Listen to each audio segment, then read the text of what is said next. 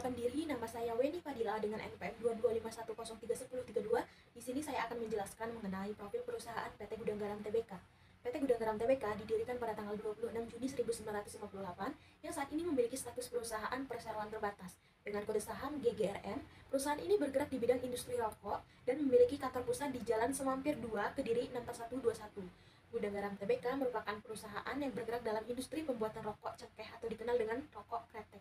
Perusahaan ini memproduksi berbagai jenis rokok seperti sigaret kretek tangan, sigaret kretek mesin, serta varian dengan nikotin rendah dan tak rendah. Perusahaan ini memiliki beberapa merek rokok utama yang banyak diminati oleh masyarakat seperti Gudang Garam Merah, Gudang Garam Internasional, Surya, Surya Promite, Surya Profesional, dan GG Mild. Berikut ini merupakan beberapa anak perusahaan dari PT Gudang Garam Tbk.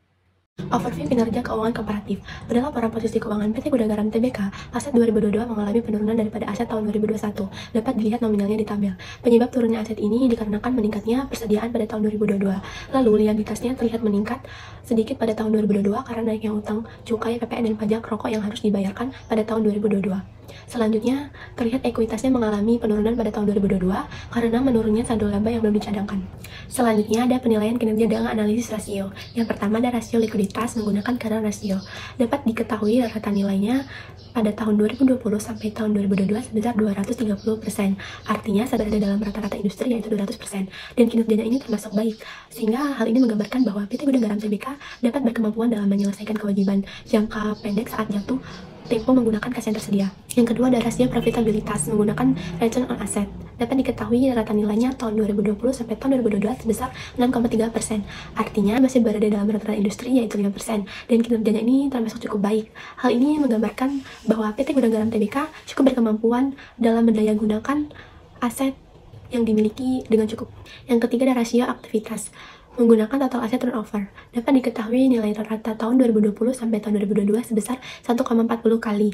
Artinya berada di bawah rata-rata industri yaitu 2 kali. Dan kinerjanya ini kurang baik karena PT Gudang Garam Tbk tidak efisien pada penggunaan keseluruhan aset perusahaan dalam memberikan hasil volume penjualan serta meningkatkan pendapatan. Yang keempat ada rasio solvabilitas menggunakan debt to equity. Dapat diketahui rata nilai total debt to equity tahun 2020 sampai 2022 sebesar 45%. Artinya masih berada dalam rata-rata industri yaitu 100% dan kinerjanya termasuk baik. Hal ini menggambarkan bahwa PT Gudang Garam Tbk dapat mampu menanggung hutang dengan modal karena memiliki hutang yang lebih kecil daripada modal atau ekuitas yang dimilikinya. Kerangka konseptual menurut Menenko.go.id adalah struktur teori akuntansi yang didasarkan pada penalaran logis yang menjelaskan kenyataan yang terjadi dan menjelaskan apa yang harus dilakukan apabila ada fakta atau fenomena baru. Kerangka konseptual memiliki 3 tingkatan, antara lain level pertama yang berisi tujuan pelaporan keuangan, level kedua berisi karakteristik kualitatif dan elemen-elemen yang terdapat dalam laporan keuangan, serta level ketiga berisi asumsi dasar dan hambatan dalam laporan keuangan. Tujuan laporan keuangan PT Gudang Garam Tbk adalah untuk memberikan kemajuan-kemajuan atau potensi badan usaha dalam beberapa periode, juga bertujuan untuk menyediakan informasi keuangan tentang suatu entitas untuk pengembalian keputusan oleh investor dan calon investor, pembeli pinjaman, dan kreditur lainnya. Level kedua yaitu tujuan karakteristik kualitatif yang terdapat dalam laporan keuangan PT Gudang Garam Tbk. Diterapkan untuk informasi keuangan yang tersedia dalam laporan keuangan, yaitu laporan keuangan yang relevan, dapat dipahami, dan kelengkapannya. Level 3 terdapat 5 asumsi, yaitu asumsi entitas ekonomi, yang kedua asumsi unit moneter, yang ketiga asumsi dasar akrual dan harga perolehan, yang keempat ada asumsi periodisitas, yang terakhir ada asumsi kelangsungan hidup. PSAK 1 mengatur bagaimana seharusnya laporan keuangan disajikan, antara lain persyaratan penyajian laporan keuangan, struktur laporan keuangan, dan persyaratan minimal isi laporan keuangan. Menurut PSAK 1, laporan keuangan adalah suatu penyajian terstruktur dan posisi keuangan dan kinerja keuangan suatu entitas. Sedangkan menurut KEISO, laporan keuangan merupakan laporan yang mencerminkan kumpulan tabulasi dan ringkasan akhir data akuntansi. PSAK 1 bertujuan agar laporan keuangan dapat dibandingkan dengan baik dengan laporan keuangan periode sebelumnya maupun dengan laporan keuangan entitas lain, dan untuk memberikan informasi mengenai posisi keuangan, kinerja keuangan, dan arus kas entitas yang bermanfaat bagi sebagian besar pengguna laporan keuangan dalam pembuatan keputusan laporan ekonomi. Ruang lingkup terbagi menjadi 3. Yang pertama, entitas merupakan pernyataan dalam penyusunan dan penyajian laporan keuangan bertujuan umum sesuai dengan SAK. Yang kedua, PSAK 1 tidak berlaku bagi penyusunan dan penyajian laporan keuangan entitas syariah. Yang ketiga, yaitu PSAK 1 mengatur persyaratan pengakuan, pengukuran, dan pengungkapan transaksi spesifik dan peristiwa lain. PSAK 1 berisi laporan keuangan menyajikan informasi mengenai entitas yang terdiri dari aset, liabilitas, ekuitas, penghasilan dan beban, termasuk keuntungan dan kerugian, kontribusi dari distribusi pada pemilik dalam kapasitasnya sebagai pemilik, dan arus kas. Laporan posisi keuangan menurut PSAK nomor 1, laporan posisi keuangan memiliki 3 bagian, yaitu aset, liabilitas, dan ekuitas. Laporan posisi keuangan PT Gudang Garam Tbk pada bagian aset telah menerapkan PSAK 1, yaitu perusahaan melaporkan aset lancar dan aset tidak lancar sebagai klasifikasi tersendiri dalam laporan posisi keuangan. Dalam PSAK 1, aset diklasifikasikan sebagai aset lancar jika diperkirakan akan direalisasikan, memiliki intensi untuk menjual atau menggunakannya dalam siklus operasi normal. Laporan posisi keuangan PT Gudang Garam Tbk pada bagian liabilitas telah menerapkan PSAK 1. Perusahaan melaporkan liabilitas jangka pendek dan liabilitas jangka panjang sebagai klasifikasi tersendiri dalam laporan posisi keuangan. PSAK nomor 1 menggunakan istilah ekuitas untuk mengelompokkan perkiraan modal, akumulasi laba rugi. Laporan posisi keuangan PT Gudang Garam Tbk menggunakan istilah ekuitas sebagai modal saham, di mana seharusnya modal saham sebagai salah satu komponen dari ekuitas. Laporan posisi keuangan PT Gudang Garam Tbk bagian ekuitas membuat informasi yang sesuai dengan PSAK nomor 1. Laporan laba rugi dan penghasilan komprehensif lain. Dalam PSAK 1, laporan laba rugi dan penghasilan komprehensif lain komponen mencakup laba rugi, total penghasilan komprehensif lain atau pos-pos yang tidak akan pernah direklasifikasi ke laba rugi, penghasilan komprehensif atau yang dapat diklaribusikan kepada pemilik entitas, induk, dan kepentingan non-pengendalian.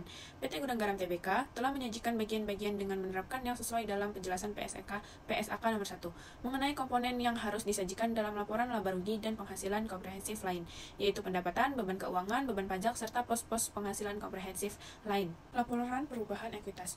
Dalam PSAK nomor 1, laporan perubahan ekuitas menyajikan informasi berupa perubahan dalam ekuitas suatu entitas selama periode tertentu, yang mencakup tentang investasi pemilik, laba yang ditahan, distribusi dividen, serta efek perubahan dalam kebijakan akuntansi. PT Gudang Garam Tbk sudah cukup sesuai dengan menyajikan laporan perubahan ekuitas berdasarkan PSAK 1. Laporan ini juga bertujuan untuk memberikan pemahaman tentang faktor-faktor yang mempengaruhi perubahan dalam posisi keuangan entitas perusahaan. Laporan arus kas. PT Gudang Garam Tbk telah menyajikan laporan arus kas yang sesuai dengan aturan yang ada dalam PSAK 1. Terdiri dari arus kas dari aktivitas operasi, investasi, dan pendanaan. Laporan ini berguna untuk membantu para pengguna laporan keuangan untuk mengevaluasi kemampuan entitas dalam menghasilkan arus kas bersih. Catatan atas laporan keuangan. Catatan atas laporan keuangan PT Gudang Garam Tbk telah menyajikan informasi yang sesuai dengan PSAK 1. Hal tersebut dikarenakan PT Gudang Garam Tbk menyajikan informasi tentang dasar penyusunan laporan keuangan dan kebijakan akuntansi spesifikasi yang digunakan, mengungkapkan informasi yang disyaratkan oleh SAK, serta beberapa informasi seperti umum, yaitu gambaran umum mengenai profil perusahaan. Yang kedua, ikhtisar kebijakan akuntansi yang digunakan dalam penyusunan laporan keuangan. Yang terakhir ada serta penyajian rincian jumlah yang disajikan dalam laporan keuangan secara sistematis dan relevan. Analisis kepatuhan perusahaan dalam mengimplementasikan PSAK 2. Pernyataan standar akuntansi keuangan PSAK nomor 2, laporan arus kas adalah memberikan pengaturan atas informasi mengenai perubahan historis dalam kas dan setara kas dari suatu entitas melalui laporan arus kas yang mengklasifikasikan arus kas berdasarkan aktivasi operasi, aktivasi investasi, aktivasi pendanaan atau financing. Menurut KESO, tujuan utama dari laporan arus kas adalah untuk memberikan informasi yang relevan tentang penerimaan dan pembayaran kas dari suatu perusahaan selama suatu periode. Ruang lingkup terdiri dari 2. Yang pertama, entitas menyusun laporan arus kas sesuai dengan persyaratan dalam PSAK 2 dan menyajikan laporan tersebut sebagai bagian teks terpisah dari laporan keuangan untuk periode penyajian laporan keuangan. Yang kedua, yaitu PSAK 2 mensyaratkan seluruh entitas menyajikan laporan arus kas. Analisis kepatuhan perusahaan dalam mengimplementasikan PSAK nomor 2. PT Gudang Garam Tbk sudah mengklasifikasikan laporan arus kas berdasarkan aktivasi, operasi, investasi, dan pendanaan. PSAK 2 menganjurkan agar entitas melaporkan arus kas dari aktivasi, operasi dengan metode langsung. Namun, PT Gudang Garam Tbk melaporkannya dengan menggunakan metode tidak langsung, penyajian laporan arus kas, dan dari aktivasi operasi sesuai dengan PSAK 2. PT Gudang Garam Tbk menyajikan perolehan aset tetap pada arus kas dari aktivasi investasi. Hal ini sesuai dengan PSAK nomor 2 yang menyatakan bahwa contoh dari arus kas yang timbul dari aktivasi investasi adalah pembayaran kas untuk memperoleh aset tetap. Implementasi PSAK nomor 14 pada PT Gudang Garam Tbk. PSAK nomor 14 mengatur tentang persediaan. Pengukuran. Pada PT Gudang Garam Tbk mencatat persediaan yang terdiri dari barang dagangan, barang dalam pengolahan bahan baku, PPN dan pajak rokok, serta suku cadang dan keperluan pabrik. Hal ini sesuai dengan PSAK nomor 14. Pengakuan. Jika terjadi penjualan persediaan, maka jumlah yang tercatat pada persediaan tersebut harus diakui sebagai beban pada saat periode diakuinya pendapatan. Setiap terjadinya penurunan nilai persediaan di bawah biaya perolehan, maka akan menjadi nilai realisasi neto dan seluruh kerugian persediaan akan diakui sebagai beban pada periode terjadinya penurunan atau kerugian tersebut. Pengungkapan.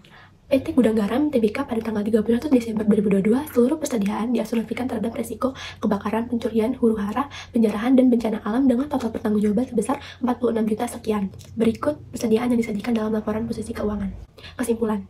PT Gudang Garam Tbk telah mengimplementasikan PSAK nomor 14 dengan menghitung persediaan menggunakan metode FIFO dan penilaian persediaan berdasarkan nilai bersih yang dapat direalisasikan. Implementasi PSAK nomor 16 pada PT Gudang Garam Tbk. PSAK nomor 16 mengatur tentang aset tetap. Pengukuran. Pengukuran dalam PT Gudang Garam Tbk, tanah disajikan dengan biaya perolehan dan tidak disusutkan. Aset tetap di selain tanah diukur dengan model biaya, di mana pada pengakuan awalnya diukur sebesar biaya perolehan dan selanjutnya dikurangi akumulasi penyusutan dan rugi penurunan nilai. Pengakuan. Pada PT Gudang Garam Tbk, biaya perbaikan dan pemeliharaan normal dibebankan ke laba rugi, sedangkan biaya penambahan dan pemugaran signifikan yang menambah manfaat ekonomis masa depan aset tetap dikapitalisasi. Selanjutnya, pengungkapan. Sebagian tanah dan bangunan pada PT Gudang Garam Tbk dengan nilai tercatat sebesar nihil dan 98 juta sekian dijadikan sebagai jaminan atas pinjaman bank dari PT Bank CIMB Niaga Tbk. Berikut aset tetap yang disajikan dalam laporan posisi keuangan. Kesimpulan, PT Gudang Garam Tbk melalui pengukuran aset tetap selain tanah menggunakan model biaya. PT Gudang Garam Tbk melakukan pemberhentian aset tetap yang sudah tidak digunakan atau yang dijual. Di sini saya akan menjelaskan mengenai materi selanjutnya, yaitu PSAK nomor 48 dan nomor 55. PSAK nomor 48 membahas tentang penurunan nilai aset, bagaimana suatu perusahaan mengaudit jumlah tercatat aset yang dimilikinya, bagaimana menentukan jumlah terpulihkan, kapan melihat disabilitas, dan kapan nilai yang merugi diperbaiki kembali. Penurunan aset adalah suatu kondisi di mana nilai tercatat aset melebihi jumlah yang dapat dipulihkannya. PSAK nomor 48 bertujuan untuk menetapkan prosedur yang diterapkan entitas agar aset dicatat tidak melebihi jumlah terpulihkannya. Implementasi PSAK nomor 48 pada PT Gudang Garam Tbk.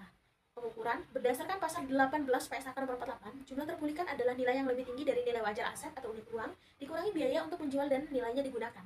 Pengakuan, jika jumlah terpulihkan aset tidak sebanyak jumlah yang dicatat, jumlah tercatat aset dikurangi ke jumlah yang dapat dipulihkan. Penurunan tersebut adalah wujud kerugian penurunan nilai.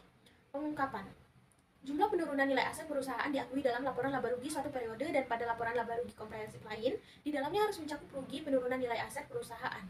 Jumlah perbaikan penurunan nilai aset yang diakui pada laporan laba rugi komprehensif selama periode tersebut harus dicantumkan rugi penurunan nilai yang dibalik.